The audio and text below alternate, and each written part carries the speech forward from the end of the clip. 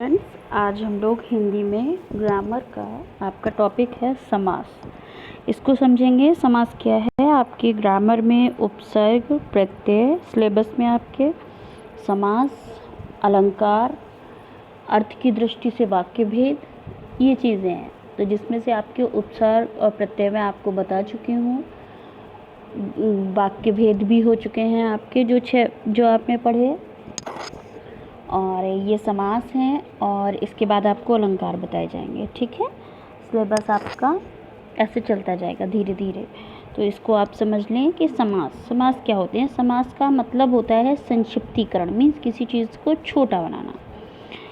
दो या दो से अधिक शब्दों से मिलकर बने हुए एक नवीन एवं सार्थक शब्द को क्या कहते हैं? समास। मीन्स जो शब्द दो हैं, अगर कोई अलग अलग शब्द हैं, उन दोनों से मिलाकर के हमने एक शब्द कोई नया बना दिया, तो वो क्या है? उसका संक्षिप्तीकरण हो गया कि उसको हमने छोटा कर दिया, और उसको क्या कहा गया? समास। जैसे कि रसोई घर, रसोई अलग शब्द है और घर अलग है, इन दोनों को मिलाकर के हमने क्या बना दिया? रसोई घर। तो ये क्या हो गया? इसका अर्थ क्या हो गया? रसोई के लिए घर।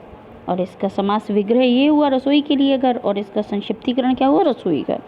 ऐसे नील गाय, नीले रंग की गाय। तो आप लोग समास समझे क्या होता है? किसी दो शब्दों को मिला करके एक कोई सार्थक शब्द बना देना क्या कहलाता है? संक्षिप्तीकरण समास कहलाता है। समास के नियमों से निर्मित शब्द सामसिक शब्द कहलाते हैं। इसे हम समस्त पद भी कहते हैं। मीन्स जैसे कि ये जो समास के नियमों से मिलकर के कोई भी शब्द जब मिल रहा है, जैसे कि रसोई घर, तो ये क्या कहलाया? इनको हम क्या कहते हैं? समस्त पद भी कहते हैं। फिर आगे आता है समास के भेद। समास कितने प्रकार के होते हैं? तो समास के भेद 6 होते हैं। समास 6 प्रकार के होते हैं। नंबर 1 अव्ययी भाव समास, नंबर 2 तत्पुरुष समास, नंबर 3 द्विगु समास, 4 द्वंद्व समास, नंबर 5 कर्मधारय समास, और नंबर 6 बहुब्रीहि समास।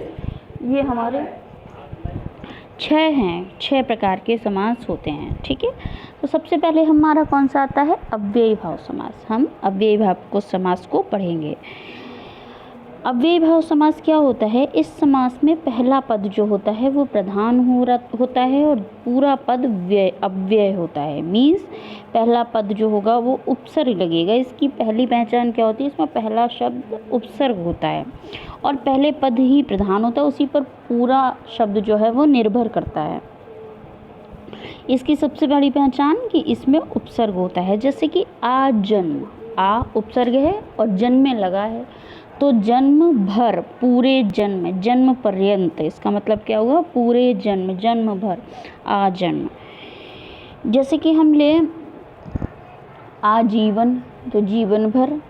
यथा अवधि, यथा अवधि, अवधि के अनुसार। यथा अनुसार मीन्स यथा क्रम, तो क्रम के अनुसार क्या है? ये यथा जो है वो इसमें उपसर्ग लगा हुआ है, क्रम के अनुसार उपसर्ग का प्रयोग किया गया है। जैसे वे कसूर, जिसका कोई कसूर ना हो। निडर, बिना डर का। ये हो गए हमारे अव्ययी भाव समास। और इनकी एक टेबल शायद हमने आपको पहले भेजी होगी, नहीं तो आगे भेज देंगे। उसमें आपको कई सारे ये समास जो हैं इसके दिए होंगे नेम वाइज। तत्पुरुष समास में क्या होता है? दूसरा पद प्रधान होता है। इसमें कर्ता और संबोधन कारक को छोड़कर शेष 6 कारक चिन्हों का भेद होता है। इसकी मेन पहचान होती है, इसमें कारक चिन्ह छुपे होते हैं, के लिए, का, से, है ना। तो जैसे कारक चिन्ह आपको पता है, कारक कर्ता ने, कर्म को, कर्ण से, संप्रदान का को के लिए, इसी प्रकार से जो चलते हैं वो इसमें छुपे होते हैं। जैसे विद्यालय, तो विद्या का आलय, विद्या के लिए आलय, जो विद्या के लिए स्थान बना हो वो विद्यालय, विद्या के लिए आलय। तो इसमें के लिए छुपा। राजपुत्र, राजा का पुत्र। मुंह तोड़, मुंह को तोड़ने वाला। जन्मांध, जन्मांध क्या? जन्म से अंधा हो। इसी प्रकार से इसमें क्या होता है? विभक्ति का लोप होता है, इसमें कारक चिन्हों का प्रयोग होता है। द्विगु समास, पहला पद संख्यावाचक होता है, विग्रह करने पर समूह का बोध होता है। संख्यावाचक, देखिए इसमें संख्यावाचक होगी। द्विगु समास में संख्या का बोध हो रहा होगा, जैसे त्रिलोक, नवरात्र, अठन्नी, दसन्नी, तिराहा, चौराहा, पंचतत्व, इस तरीके से ये सब चीज़ें मिली होंगी। तो त्रैलोक तीनों लोकों का समाहार, ठीक है। नवरात्र नौ रात्रियों का समूह, अठन्नी 8 आनों का समूह, दुसूती 2 सूतों का समूह, पंचतत्व 5 तत्वों का समूह, ठीक है। इस प्रकार से जो भी तिराहा, चौराहा, ये जो भी आएंगे वो काहे में आएंगे, द्विगु समास में आएंगे। 3 आप लोग आज समझिए और 3 हम आपको नेक्स्ट वीडियो में समझाएंगे, इसलिए आराम से समझें कि समास क्या होता है।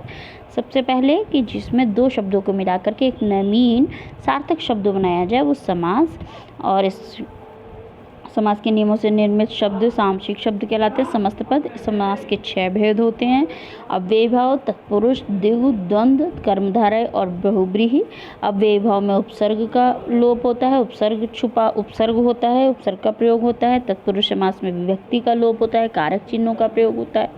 द्विगु समास में संख्या का बोध होता है। इसी प्रकार से हम नेक्स्ट वीडियो में आगे के 3 करेंगे, और ये आपको अपनी कॉपी में नोट भी करने हैं। इन चीज़ों को ध्यान रखें कि आपको डेफिनेशन नोट करनी है, उसके बाद समास के भेद नोट करने हैं, फिर आपको ये समास जो 3 मैंने समझाए हैं आज, ये भी आपको अपनी कॉपी में नोट करना है, ठीक है। चलिए ठीक है, इन चीज़ों को समझिए। नेक्स्ट वीडियो में हम आपको नेक्स्ट समझाएंगे तीनों।